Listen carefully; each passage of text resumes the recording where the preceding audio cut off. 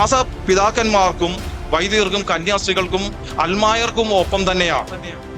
ഇവിടെ പാലാ പിതാവ് നർക്കോട്ടിക് ജിഹാദിൽ ഒരു പരാമർശം നടത്തി.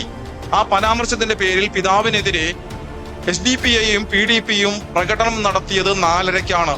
അതിന്റെ വീഡിയോ ഞങ്ങളുടെ കയ്യിൽ കിട്ടുന്നത് വൈകിട്ട് 5 മണിക്കാണ്. ആ 5 മണി സമയത്തുള്ളിൽ രാത്രി 1 മണിക്ക് ഒരു മീറ്റിംഗ് ചേർന്നുകൊണ്ട് പിതാവിന് അനുകൂലമായ ഒരു പ്രകടനം നാളെ പാലായിൽ നടത്തണമെന്ന് തീരുമാനമെടുക്കുകയും അന്ന് ഉറങ്ങാതെ ഓരോരുത്തരും ഓരോ കാര്യങ്ങൾ ചെയ്ത് ഏകോപിപ്പിച്ച് രാവിലെ എറണാകുളത്ത് നിന്നുൾപ്പെടെ ബസ്സുകളിൽ പാലാ കുരിശുപള്ളി കവലയിലെത്തി 3 മണിക്ക് പിതാവിന് അനുകൂലമായ പ്രകടനം പാലായിൽ നടത്തി.